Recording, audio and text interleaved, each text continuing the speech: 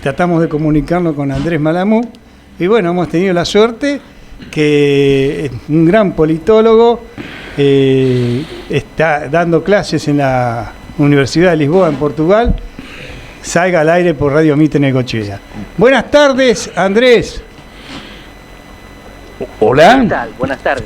Perfecto. Ahora ¿Me escuchan? Sí, ahora lo escuchamos bien. ¿Usted no escucha bien? Perfectamente. Bueno. Bueno. Como decía recién Carlos, politólogo, nativo de Olavarría. Nací en Buenos Aires, en Capital, pero a los 4 años me fui a Olavarría, así que toda mi infancia y adolescencia es el centro de la provincia de Buenos Aires. Bien, nos conocemos entonces sectorialmente, digamos, en el interior de la provincia de Buenos Aires, eso es bueno. Pero claro, Necochea es la playa de Olavarría, es nuestra playa más cercana, donde vamos todos los veranos. Es donde viene. ¿Conoce entonces Necochea? Pero cómo no. Te hemos escuchado, como decía recién nuestro amigo Bonserio, ¿qué mirada tenés hoy de la política por estas horas y la proyección a futuro desde su profesión en sí, ¿no? Bueno, la política argentina, me imagino que pregunta. Sí, por supuesto. Bueno, está complicada. Nadie nos engañó, sabíamos que iba a ser así. La pandemia vino a agravar una situación que era ya complicada sin necesidad de coronavirus. Porque Argentina entra en la pandemia en una economía rota, a diferencia de buena parte de los otros países del mundo que tienen problemas sanitarios y tienen problemas económicos, pero tienen cómo financiarlos, porque tienen moneda, reserva y crédito, las 3 cosas que a Argentina le faltan. Así que Argentina está complicada en los meses que vienen. Va a salir de esto como sale de todas, pero sería bueno que en esta oportunidad aprovechase la emergencia para hacer las reformas estructurales que todos coinciden que hay que hacer. ¿Y se podrá hacer? Si se aprovecha una buena crisis. ¿Perdón? ¿Si se podrá hacer esas reformas reales que necesitamos? Bueno, es en crisis justamente cuando se producen las grandes reformas, porque en las crisis se producen las oportunidades. Cuando la cosa está quieta, requiere mucho trabajo moverlas. Pero cuando están moviendo, lo que uno tiene que hacer es aprovechar el envión para darle dirección. Y la propia Cristina Kirchner, a la que mucha gente percibe como alimentando la grieta, en su carta hace 2 días, dijo que hacía falta una gran alianza nacional. Hasta la propia Cristina. ¿Qué más hace falta para que todos acepten que esta es la oportunidad de no desaprovechar otra oportunidad? Y Andrés, ¿considerás que hay interlocutores, hay, digamos, algún canal de acercamiento entre los dos lados de la grieta? Sí, lo que estamos viendo, lo que vimos desde el principio de la pandemia, es que hay canales muy fluidos entre el gobierno nacional y la oposición que gobierna la ciudad de Buenos Aires. Pero justamente eso lo que nos indica no es que están todos adentro, sino que la mitad del país está afuera. Porque lo que tuvimos durante 7 meses es el gobierno del trío pandemia. Claro. El presidente Fernández, que es de Puerto Madero, el jefe de gobierno de la ciudad de Buenos Aires, que es naturalmente porteño, Rodríguez Larreta, y el gobernador de la provincia de Buenos Aires, que también es porteño. Claro. Tenemos un gobierno del AMBA, un gobierno en el cual hay presidente y vicepresidente y 27 ministros y secretarios, y 26 de esos 29 son de una de las 2 Buenos Aires. Solo 3 ministros son del interior. Lo que nos dimos cuenta es que al final la grieta en Argentina es entre el AMBA y el resto. Así que eso es lo que hace falta reunir. Lo que hace falta es el consenso del interior productivo, de Necochea y de Quequén, de Córdoba y de Santa Fe y de Mendoza. Eso es lo que está en este momento ausente del tablero de decisiones. ¿Seguimos estando con un federalismo a medias entonces? Con eso perdón que no escuché. Claro, porque recién cuando hacías el diagnóstico, la mirada y los ministros que son no de todo el país, sino de un sector, entonces el federalismo sigue estando, digamos, sin conformarse realmente. Exactamente, uno de los grandes problemas de Argentina es que es formalmente federal y en la práctica completamente unitario. Si fuera formalmente unitario no habría problema. Pero acá lo que notamos es un desajuste entre la letra de la ley, de la Constitución, y la práctica política. Lo mismo pasa en la provincia de Buenos Aires. Fíjense que la Constitución Nacional establece la autonomía municipal, pero la Constitución Provincial la niega. Y entonces los intendentes municipales de la provincia de Buenos Aires son mendigos ante el gobernador de la provincia. Y fíjense dónde más se nota los dependientes que son del centralismo de La Plata. No hay poder judicial municipal. Un municipio tiene intendente y tiene concejales, o sea, poder ejecutivo y poder legislativo, pero es juzgado por tribunales de cuentas, por tribunales administrativos, de burócratas grises que habitan en los pasillos de La Plata, alejados completamente del sentir, que no saben distinguir entre un municipio de 2.000 habitantes y uno de 2 millones, entre Pila y La Matanza. Y con respecto a lo que es la provincia de Buenos Aires, porque eso sí lo vemos permanentemente, la falta de autonomía municipal, pero ¿cómo se puede solucionar esto? ¿Descentralizando en qué forma? Bueno, con esta constitución es complicado, y reformar la constitución también es complicado, porque la constitución actual y el sistema legal actual garantiza que el interior de la provincia está sobre representado en la legislatura. ¿Qué quiero decir con esto? El conurbano tiene a 2/3 de la población bonaerense, pero en la legislatura tienen menos de la mitad. Es decir, que nosotros los del interior, Necochea, Olavarría, Bahía Blanca y Mar del Plata, estamos sobre representados, siendo 1/3 de la provincia, tenemos cerca de 2/3 de los legisladores, que nos protegen, porque si no, si esto fuera proporcional, el conurbano se quedaría con todo. Así que quizás la solución no sea reformar esta constitución, porque la próxima podría ser peor. La cuestión sería separarse entre la provincia interior y el conurbano, para que cada uno con su homogeneidad y con sus preferencias pueda gobernarse como mejor quiere, como mejor considera, en vez de estar cada uno subordinado al otro que no lo conoce, que no lo aprecia. ¿Qué apreciamos nosotros los del interior del conurbano? ¿Y qué aprecian los del conurbano los del interior bonaerense? Somos mundos distintos. Está claro entonces que la división sería el gran AMBA, el AMBA y un poco más, y el resto de la provincia. Bueno, esto es lo que surge naturalmente. Por supuesto que después tienen que ser los municipios, los electores, los ciudadanos bonaerenses y sus representantes los que tienen que negociar. Acá no hay provincias naturales, las provincias son inventadas. Son fundadas las ciudades y después definidos los territorios alrededor. Pero la diferencia, la frontera natural es más o menos esa. O el río Salado o la Ruta 6, que circunvala el Gran Buenos Aires. Y después quizás en el conurbano quieran formar 2 provincias también, porque si no serían...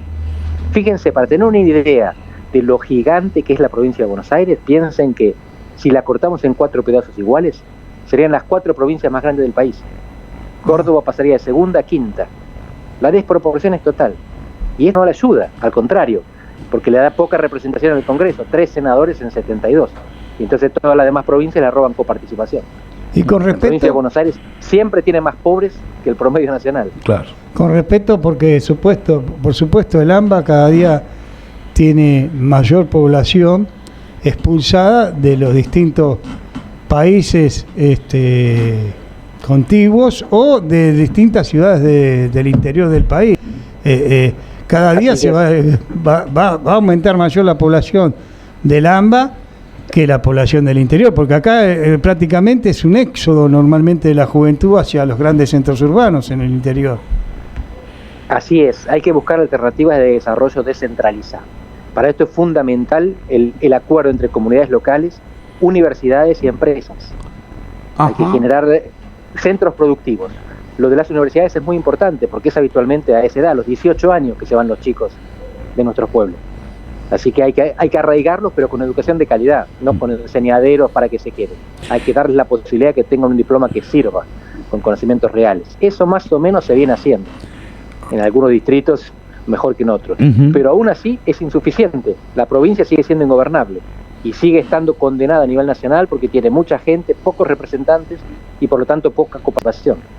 Me gustaría que vuelvas a repetir esa frase, porque creo que nos tiene que caber en serio, ¿no? O incorporarlo, digamos. ¿Cuál de todas? Cuando comenzaste este último párrafo con respecto a cómo salir de esta modificación. Ajá. Bueno, la cuestión, o con la reforma de la Constitución o con la división de la provincia. Sí. La reforma de la Constitución es peligrosa porque nos pondría en manos del conurbano. Claro. Y al conurbano tampoco le serviría. Entonces, dividir la provincia que no requiere reforma constitucional no abre ninguna caja de Pandora. Esto que estoy diciendo puede parecer muy loco, pero la división de la provincia de Buenos Aires se discute hace 2 siglos en Argentina. Y en 1880 se la dividió, se la descabezó. La ciudad de Buenos Aires era la capital de la provincia. Claro. Y se votó que fuera otro distrito. Pero fíjense los diarios, la capital de Mar del Plata, la nueva provincia se llamaba de Bahía Blanca. Desde el siglo XIX que se viene discutiendo cómo hacemos para que nos autogobernemos. Los del interior y los del conurbano, porque los del conurbano tienen derecho también a tener su propio gobierno, pero fíjense que la provincia de Buenos Aires es la única provincia importante de Argentina que no tiene medios de comunicación provinciales. Si van a Córdoba, Santa Fe, Mendoza, en todos hay canales de televisión y diarios provinciales, donde en el último pueblo se enteran de lo que pasa en la capital. En la provincia de Buenos Aires no existe eso. Nuestros gobernantes gobiernan en la oscuridad, no los vemos. Es una provincia opaca, diseñada para que nos joroben.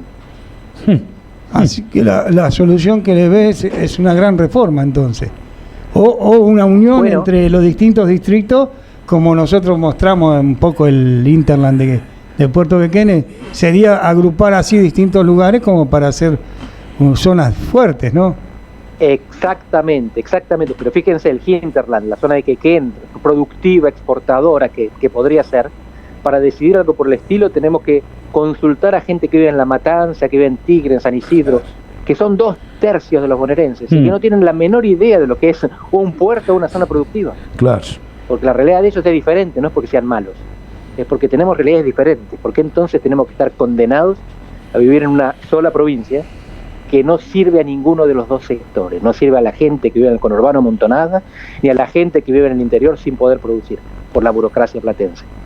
Y esta idea, ¿no? ¿Cómo se condice con toda la reforma, cuando hablas de crisis, de la reforma del país, ¿no? ¿Entraría dentro de esa forma para salir el país adelante, esa unidad, digamos, que requiere el país, por lo menos algunos puntos? Sí, bueno, la visión de politólogo, sí, está relacionada con eso, porque la provincia de Buenos Aires, fíjense qué paradoja, tiene el 40% de la población. Se la considera la madre de todas las batallas. Se dice que la provincia de Buenos Aires pone presidentes. En realidad nunca pone presidente. Los presidentes peronistas venían de Santa Cruz o de La Rioja, y los presidentes no peronistas vienen de la capital federal. Tanto Macri como de la Rúa, el jefe de gobierno de la Cava. Y entonces la provincia de Buenos Aires, que es impotente porque está diseñada para hacerlo, cuando se enoja saca presidente, marcha hacia el obelisco y voltea un presidente. Es una provincia que desestabiliza. No genera estabilidad nacional, al contrario, pero genera inestabilidad, porque es castigada por la nación. Y es castigada porque está subrepresentada, tiene pocos representantes en el Congreso. La solución es la equidad, la redistribución, el equilibrio, que la provincia reciba fondos como da fondos, y que con esos fondos se pueda desarrollar.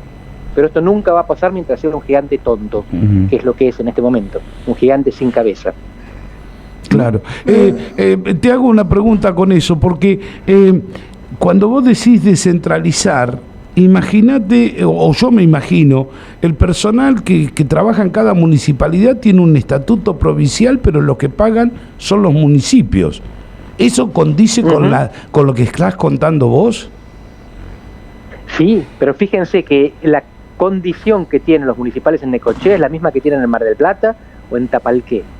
En pueblos rurales con 10.000 habitantes tienen las mismas condiciones de contratación, digamos, de personal y de servicios que Mar del Plata, con 1 millón de habitantes que duplica o triplica durante el verano.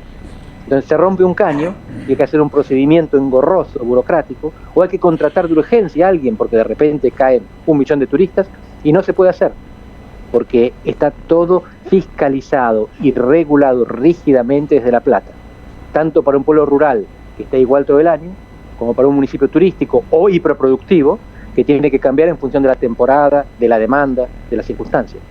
Estamos todos regidos por la misma vara, siendo todos diferentes. Y con respecto... Esta falta de... Sí, termina, perdón. No, decía que esta rigidez, esta falta de diversidad de las reglas, torna ingobernable la provincia, porque la provincia es muy diversa y las reglas son rígidas. Hace falta ese tipo de flexibilización.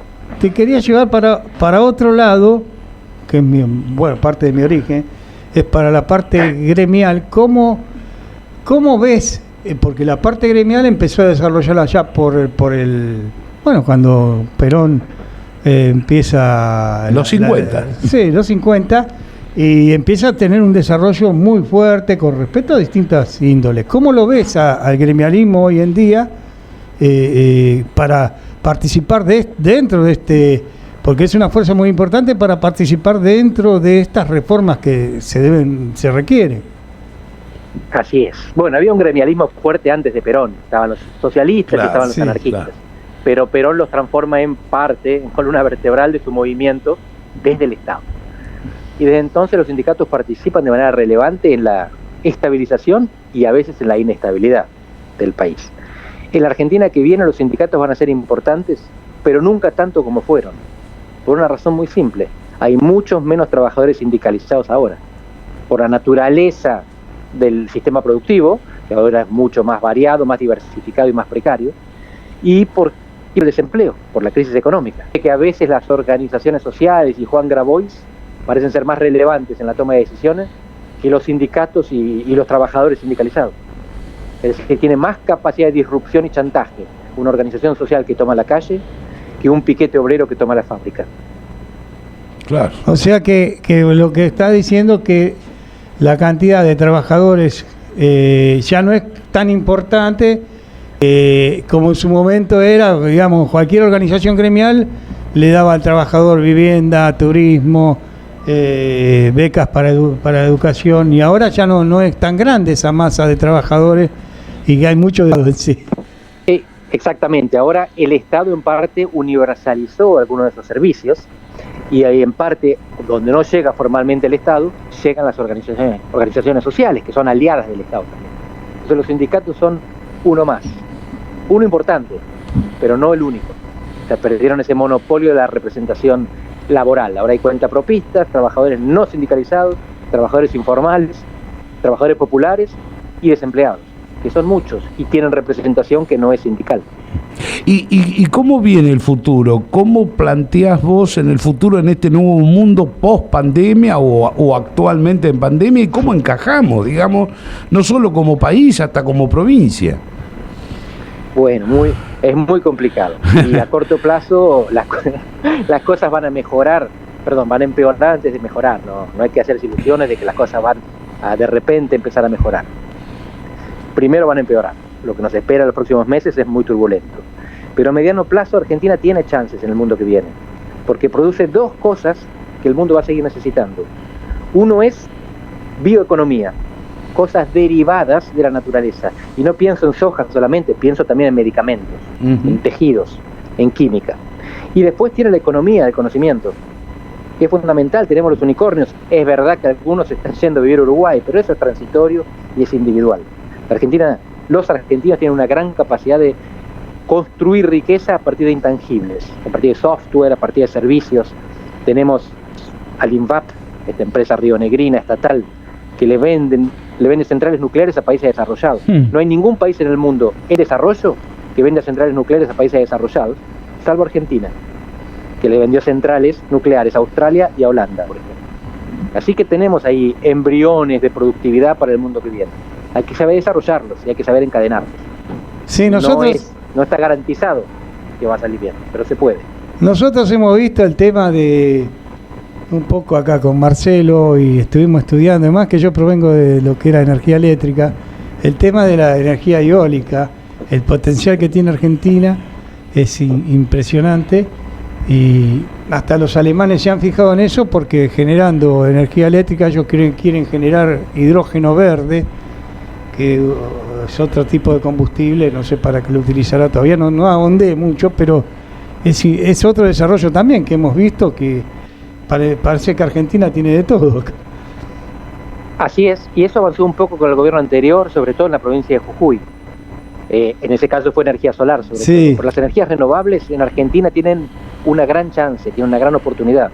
Es un país enorme, y alguna vez nos reíamos de aquella famosa frase que tiene todos los climas, pero tiene unos cuantos climas, es verdad. Y en este caso, sol, mareas y viento son parte de lo que viene en el futuro. Por lo tanto, vaca muerta quizás sea menos importante dentro de 30 años de lo que quisimos pensar 5 años atrás. Yo no sé si va a ser menos tiempo, ¿no? Porque es increíble la dinámica que tiene ahí donde estás vos, en Alemania, en todo el Mar del Norte.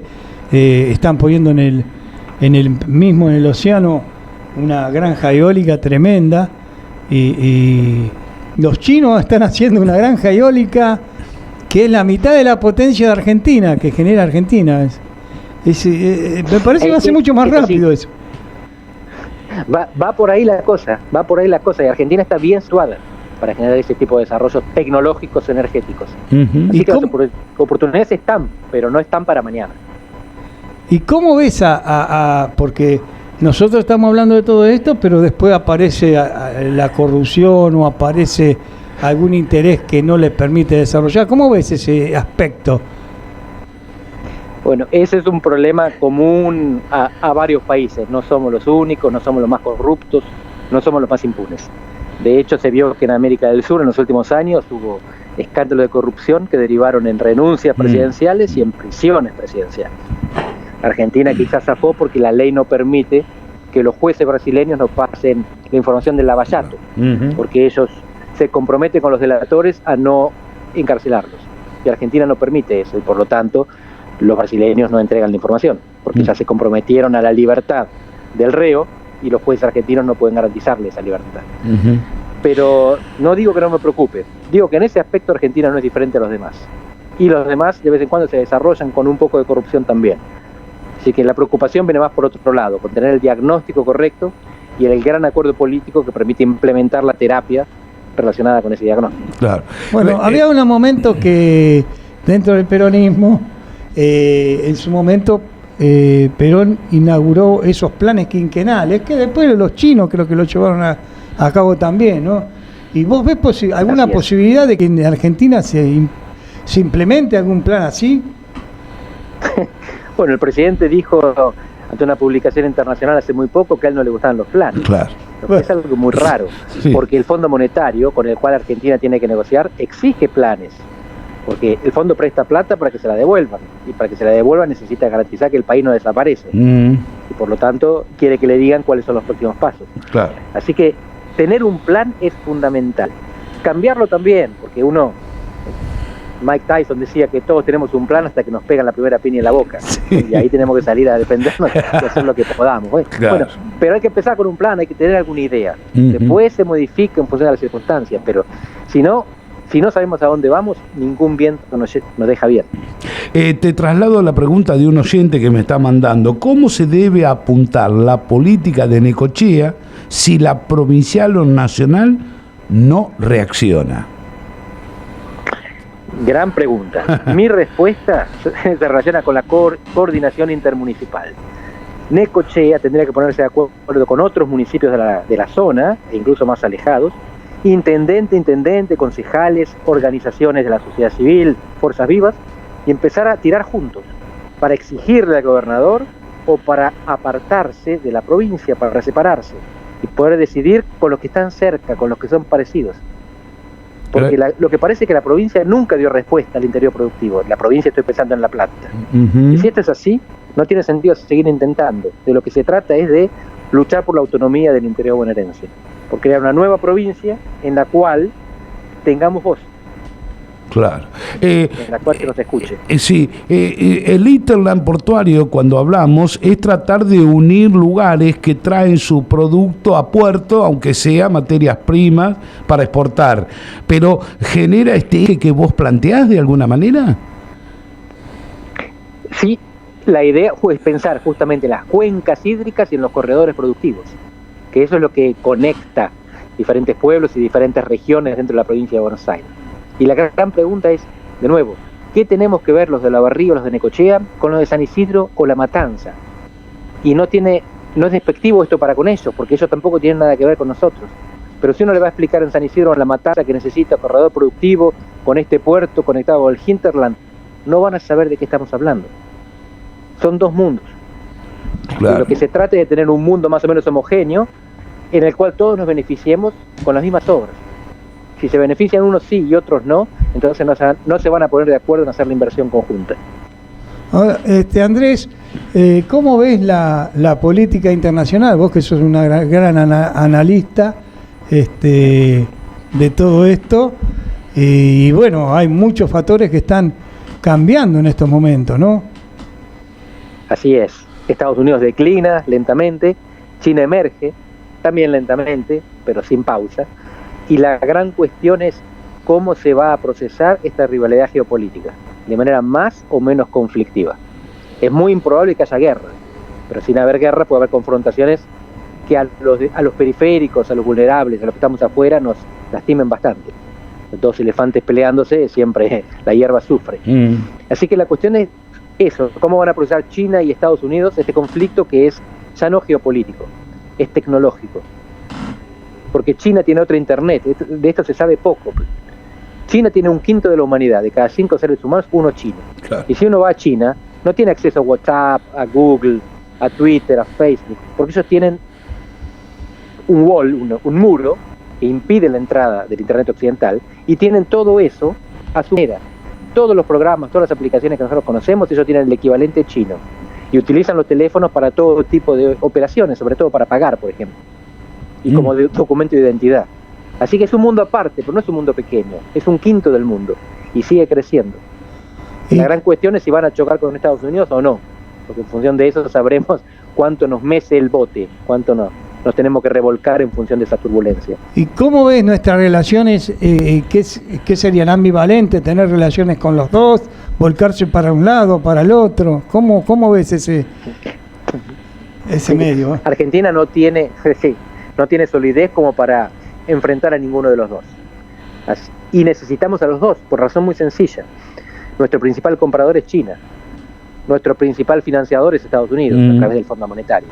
Así que necesitamos a las dos potencias. Tenemos que ser, no diría equidistantes, si se pudiera, tenemos que ser súper amigos de ambos. Súper amigos y hacer negocios con ambos. Lo más cerca posible de los dos. Exactamente. De eso se trata el realismo periférico. Saber cómo hacemos para defender el interés nacional de la mejor manera posible. Y el interés nacional se defiende buscando los mejores socios para cada una de las áreas que necesitamos, comercio, finanzas. En un momento Argentina creó o participó del Mercosur, después también del UNASUR. ¿Y cómo ves esos bloques que en el futuro desarrollo? Y si los ves, si van a continuar, ¿qué te parece? UNASUR no, eran 12 miembros, 9 se retiraron y es muy difícil que vuelvan.